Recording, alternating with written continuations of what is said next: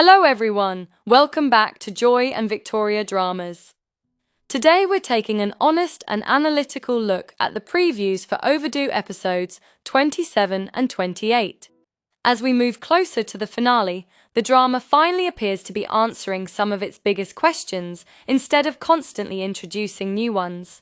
That's encouraging, but these previews also remind us that a satisfying ending depends on execution, not just emotional reveals. As always, this review is based only on the previews, so these are my observations and predictions before the full episodes air. Let's begin with episode 27. The preview suggests that Murong Qingyi is finally beginning to uncover the truth piece by piece, and that shift immediately makes the story feel more character-driven. Instead of reacting to misunderstandings, he's actively searching for answers. One scene that stands out is the emotional confrontation surrounding Ren Susu. Rather than relying on action, the preview leans into guilt, regret, and unresolved feelings. That's where Overdo is at its strongest. The chemistry between the leads has never really been the problem. The challenge has always been whether the script gives them enough believable emotional progression. My concern, however, is that the series still seems to depend on withholding information until the last possible moment.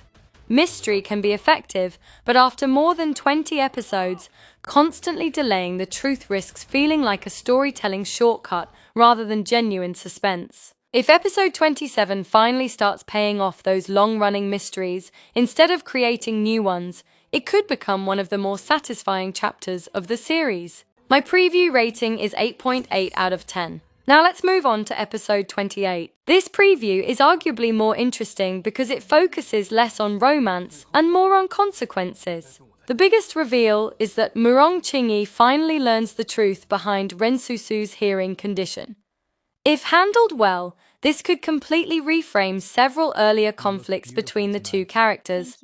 Rather than another misunderstanding, the story finally has an opportunity to show genuine empathy and growth. Another important development is Li Boze breaking ties with the Murong family. I actually like this direction because it gives a supporting character meaningful agency instead of using him simply to move the main plot forward. It also reinforces the idea that the Murong family's decisions have lasting consequences beyond the central romance. That said, here's my biggest criticism. The emotional revelations are arriving very late in the drama.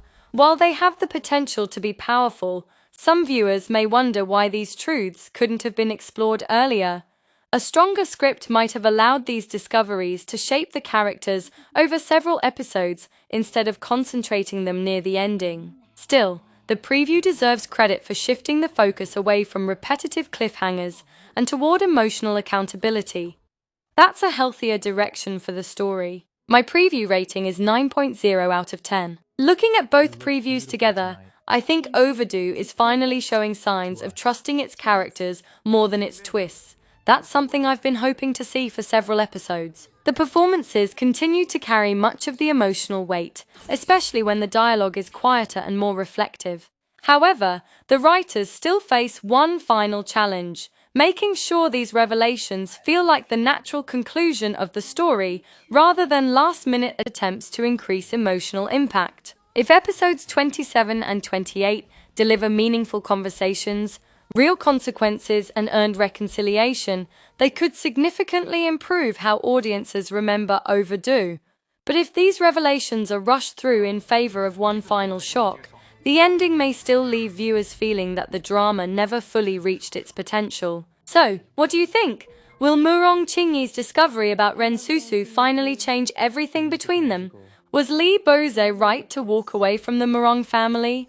And do you think Overdo is building toward a satisfying finale, or is it still trying to recover from earlier storytelling mistakes? Let me know your thoughts in the comments below because I'd love to hear your predictions. If you enjoyed this honest and balanced review, don't forget to like the video, subscribe to Joy and Victoria Dramas, and turn on the notification bell for more thoughtful C-drama reviews, previews, and analysis. Thank you for watching, and I'll see you in the next video.